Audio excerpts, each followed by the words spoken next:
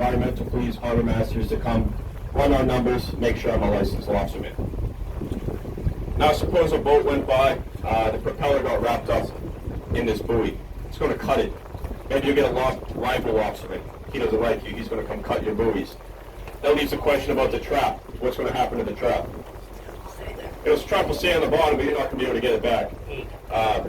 And what about the bigger crabs, bigger lobsters that are inside? They're trapped. Not quite. So right on the bottom of the escape vent here, we had these tiny little metal rings. Those are called biodegradable hog rings. So we replace those at the beginning of each and every lobster season, and they last for about 6 months. After 6 months, those rings are going to rust out, and this black vent will flip in on the hinges and open up to a much wider area, allowing those bigger lobsters, bigger crabs to escape. They don't spend the rest of their life in the trap.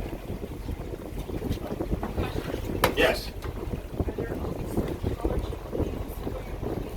You can use any color pattern that you want as long as it's different from somebody else's. So someone theoretically could have green, white, and yellow, but instead of having it vertical, they could have it horizontal. Colors all registered with the buoy number. Is that an average size lobster? Is it small or large? I'd say that's just about average, yeah.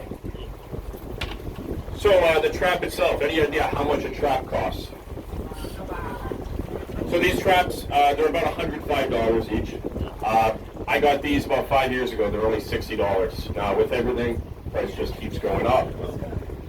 So I have about 10 of these. I don't fish commercially, so with my lobsters, I catch them to show people like you here today. I can eat them myself, give them to people, but I can't sell them. I can't even trade them. So if I were to give you a lobster and you offer to make me some cookies or something, I can't even take those legally because I can't get anything in return.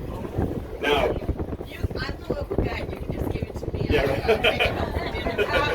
These guys are going back to New York, so just give it to me. now commercial lobstermen, they have 800 of these traps. Wow. So being a commercial lobsterman, that's a lot of money to invest just in traps alone. Now lobster season typically starts in May. There's not a set start date. So we have a whale species here in New England. They migrate up the coast, called the northern right whale. It's a very endangered species of whales. They'll come up here around late February, and they love Cape Cod Bay because there's a bait fish in there that they enjoy eating.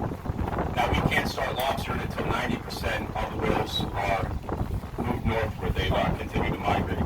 Reason being for that, there's only 300 roughly left, and they don't want, the environmental agencies don't want us boaters, fishermen, to be driving around our boats out there, potentially maybe hitting a whale, or for our lines from our buoys to get wrapped around. So on May 7th this year, it was established 90% of those whales were out of our bay. They opened lobstering. So from there, the lobstermen, they're going to start up and start bringing the traps down onto the dock, load up the boat, and they'll do continuous runs back and forth. They can typically fit probably about 40 pots on the boat at a time. So that's a lot of runs back and forth to set the gear. Now lobstering, say you're going to start Monday morning, you're working on the lobster boat. You wake up around 4 o'clock in the morning, dress for work, pack your lunch, and you meet down on the dock where we left from today. From there, you're going to load up the boat with bait. Depends on what's available. Costs about $70 for a tote of bait. And you're probably going to buy 5 or 6 totes at a time, last you throughout the day. You'll head out to sea, probably catch an awesome sunrise heading east.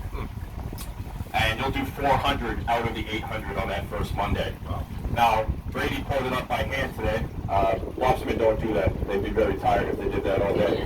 So they have a device called a hydraulic or electric hauler. You wrap the rope around it, and it pulls it up to the surface for you.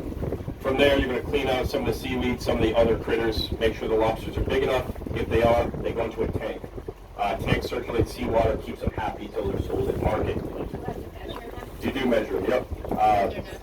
And you'll be done around 1:30, 2 o'clock in the afternoon.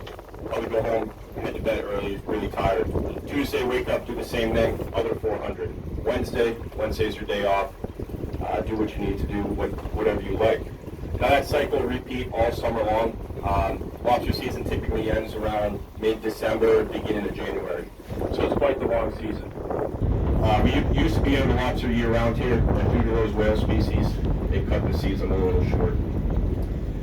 Now, if you were the helper on a lobster boat, the sternman, what do you take home in a day? About 20%. So if we went out and I got $1,250 worth of lobster today, you would make about $250. The rest of the money goes to the captain who owns the boat towards expenses, say you lose a trap, fuel, bait, insurance, all of those costs that are associated with lobstering. How much did you say the bait was a day? Bait comes in a big tote like this big, about $70 a tote, and they'll probably use 4 or 5 totes for 400 traps. How close do you drop the lobster traps? You know, when you're putting them in the water, are they all in a Yeah, we usually take them and put them at least 20 feet apart from each other. We'll put them in all different areas. So I'm not going to put all my 800 traps here. I'll kind of spread them out, and I'll see, where the lobsters are baited, how well are my traps performing. In the area that performing well, I'll move